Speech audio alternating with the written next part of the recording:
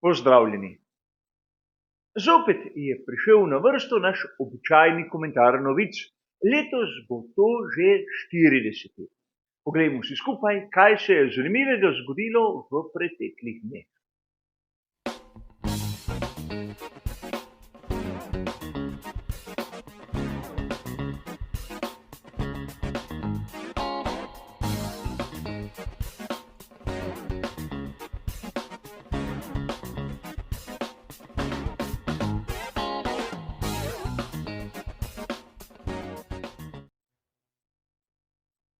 Tudi tokrat ne bo nobenih sprememb, kar se tiče samega formata prispevka. Ukvarjali se bomo s 4 različnimi sklopi. Bližnjice do originalov člankov, ki jih navajam v samem prispevku, dobite v opisu in seveda, kot že tolikokrat poprej, ko bo slika v barvah, navajam tisto, kar piše v že prej omenjenih člankih. Ko se bo slika spremenila v črno-belo, pa pomeni, da dodajam svoje lastno mnenje, moj osebni komentar. Tako, sedaj, ko smo zopet obnovili, kakšen je naš format komentarja novic, je najbolje, da se lotimo prve današnje teme. Lahko bi dejali, da samo po 2 odpeljanih dirkah za veliko nagrado je postal Franco Colapinto izjemno zaželen v pedoku Formule 1. Tako smo lahko prebirali na italijanski verziji spletnega portala motorsport.com 17. septembra. Franco Colapinto, če smo iskreni, v preteklosti ni presenetil s svojimi rezultati. V sezoni 2021 je izgledalo, da bo njegova kariera nekako zaprisežena v pokalih Enduransa. Nato v sezoni 2023 v Formuli 3 je bil 4. na koncu, v letošnji sezoni v Formuli 2 je pa zmagal eno dirko. Seveda dobil je priložnost v Williamsu. Na veliki nagradi Italije je pokazal, da je soliden in z rezultatom presenetil na veliki nagradi Azerbajdžana. In kot poročajo viri, je potencialno tudi kandidat za še edini prosti sedež v naslednji sezoni. Govorimo o tistem, ki je na razpolago pri ekipi Sauber, bodočem Audiju. A pri ekipi Williams imajo z Francom Colapintom načrt. James Wolf si je v resnici oddahnil, namreč, ko je Colapinto dosegel točke, je nekako upravičil zaupanje vanj in seveda odgovoril, zakaj sam James Wolf je raje dal priložnost Argentincu in ne, na primer, Miku Schumacherju.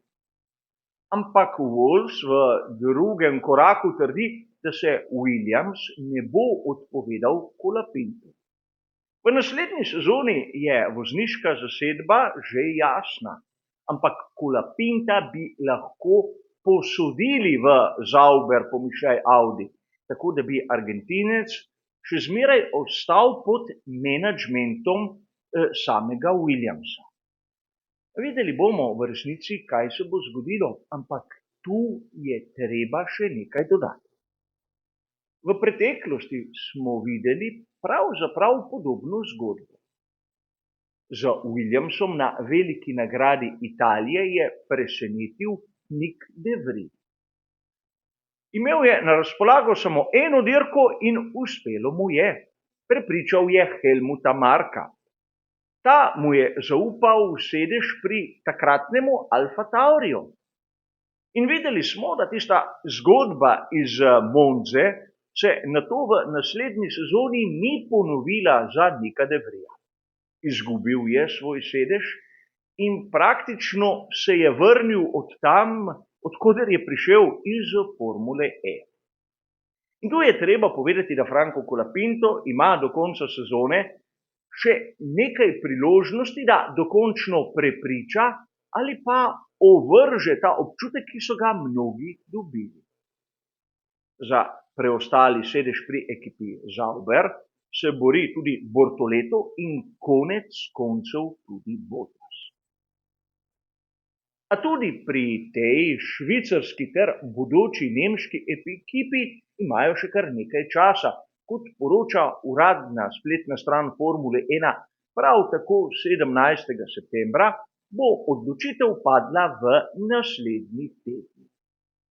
Seveda videli bomo skupaj, ali bo Colapintu uspelo ali ne, mi si pa poglejmo drugo današnjo temo. Pri Pirelliju so začeli z testiranjem nove generacije pnevmatik, ki jih bomo videli na progah svetovnega prvenstva Formuli 1 v sezoni 2026. Kot poroča RaceFans 18. septembra, so na progi v Kataloniji s pomočjo ekipo Aston Martin opravili kar nekaj krogov. Zanimivo je, da bolid je bil tisti iz lanske sezone AMR 23, za volanom pa Felipe Drugovič. Napravili so približno 670 km in upam, da zbrali dovolj podatkov. Za tiste, ki ste morda spregledali, v prihajajoči sezoni 2026 bodo v Formuli 1 bile prisotne bistveno ožje pnevmatike. Prav tako bodo uporabljale 18-palčna platišča, le da na prednjem paru koles bodo pnevmatike ožje za 25 mm, na zadnjem paru pa za 30 mm.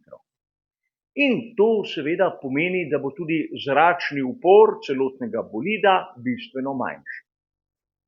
A zanimivo je nekaj drugega. Gre za testiranje. In ko običajno mi, navdušenci, spremljamo testiranje, vidimo, da naprimer ekipe za to, da se pripravijo novi nadebudni šampioni Formule 1, uporabljajo 2 leti star bolid in ne onega lanskega. Ampak tu, kot ste dobro razumeli, gre za nekaj drugega. Namreč pri FII so mnenja, da z bolidom, ki je 2 leti star, ekipe ne morejo preizkusiti nekaj novega oziroma dobiti nekih usporednih podatkov, ki bi jim pomagali pri razvoju. V primeru Aston Martina AMR 23 je uporabljal čisto drugačno specifikacijo pnevmatik, ki pravzaprav ekipi ni dalo nič. Nič, kar bi se lahko uporabilo v sezoni 2024 in 2025. Tudi zato ta tipologija bolida na sami progi v Barceloni. Videli smo, da tudi v Formuli 1 testiranje ni enako testiranje. Če se preizkuša nove komponente, ki bodo prišle v veljavo v naslednji generaciji, pač tiste omejitve, ki se nekako tičejo sedanjih razvojnih planov, odpadejo. Pojdimo tudi k tretjemu sklopu v današnjem komentarju novic. Kot smo lahko prebirali naprimer 13. septembra na spletnem portalu The Race, se nam lahko v bližnji prihodnosti obeta sprint novincev. Christian Horner in tudi mnogi drugi odgovorni pri ekipah kot Toto Wolff ali Frederik Vasseur so navdušeni nad idejo, da bi po koncu sezone svetovnega prvenstva Formule 1 v Abu Dhabiju imeli še neko neprvenstveno dirko, na kateri pa ne bi nastopali tisti glavni vozniki, ampak novinci, mladeniči, ki šele prihajajo v Formulo 1. In kot je bilo mogoče prebirati v članku, so sprint izbrali kot najbolj verjeten, najbolj priročen in najboljši format. Lahko bi to dirko videli že konec letošnje sezone, ampak z večjo verjetnostjo konec naslednje 2025.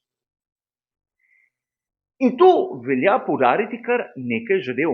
Prvič, da so ekipe z materialom že zbrane v Abu Dhabiju, da imajo seveda po končani sezoni še tista zadnja testiranja in da praktično ne bi imeli s tem nobenih stroškov. Tudi če bi prišlo do kakršnih koli poškodb, je to že vključeno, kajti vsi deli, ki so bili uporabljeni v eni sezoni, običajno ne pridejo v upoštev v naslednji. In tu moram dodati, da takšna ideja sprinta novincev mene osebno navdušuje. Lepo bi bilo, da tudi na ostalih sprintih bi lahko dobili naprimer testni, rezervni, razvojni vozniki priložnost, lahko bi povabili še koga iz Formule 2 in bilo bi super napeto, super zanimivo. Tako v določenih vikendih bi lahko spremljali v nedeljo tisto veliko nagrado in naprimer v soboto z istimi bolidi boj voznikov, ki niso tako znani, ki šele prihajajo na vrata Formule 1. To bi lahko dalo sprintu nek smisel. Znano je, da jaz osebno nisem privrženec tega tekmovanja, tega formata, ki se, bodimo iskreni, vsako sezono spreminja. A upam, da so tokrat dobili res neko dobro idejo, ki jo bodo tudi izvedli. Poglejmo si skupaj, kaj sem pripravil še za današnji zadnji 4. stop. Za konec, pa kot običajno, tista malce bolj lahkotna, šaljiva tema. Kot smo lahko prebrali na spletnem portalu GP Blog 17. septembra, si Max Verstappen želi celo iti v Aston Martin. Tam bi ponovno lahko sodeloval z Adrianom Neweyjem, seveda prisotna bo tudi Honda in lahko bi se poustvarilo tisto okolje, na katerega je bil navajen v Red Bullu. Po navedkah avtorja naj bi si Max želel zapustiti ekipo iz Milton Keynesa včeraj in ne danes. A krožijo še mnoge druge govorice. Medtem ta, da je Jos Verstappen tisti, ki se je dobesedno že zmenil z Totom Wolffom in da bo Max prestopil v Mercedes. Baje sta si celo stisnila roko. In tu je treba dodati, da pravzaprav ima Max Verstappen veljavno pogodbo z Red Bullom, ki jo mora najprej razdreti, ker ni tako enostavno. V Formuli 1 običajno niti pogodbe niso spoštovane do konca, tako da kakšenkoli stisk roke Josa Verstappena in Tota Wolffa je na meji absurda. Še posebej, ker novinar, ki o tem poroča, zagotovo ni bil tam prisoten in nam ni privoščil niti fotografije tega legendarnega stiska rok. V Aston Martinu je sedaj prisoten Fernando Alonso, poleg njega Lance Stroll. Kdo bi po mnenju avtorjev prepustil svoj sedež prihajajočemu Maxu Verstappenu? O tem ni govora ne v eni, ne v drugi varianti pri Mercedesu, zato vse take novice imejmo za tisto, kar v resnici so. Za čisti trač, kjer nekateri polnijo stolpce pravzaprav z vsem tistim, kar jim pride na pamet. Mi pa smo tudi danes v našem letos že 40. komentarju novic prišli do konca. Hvala za vašo pozornost in nasvidenje.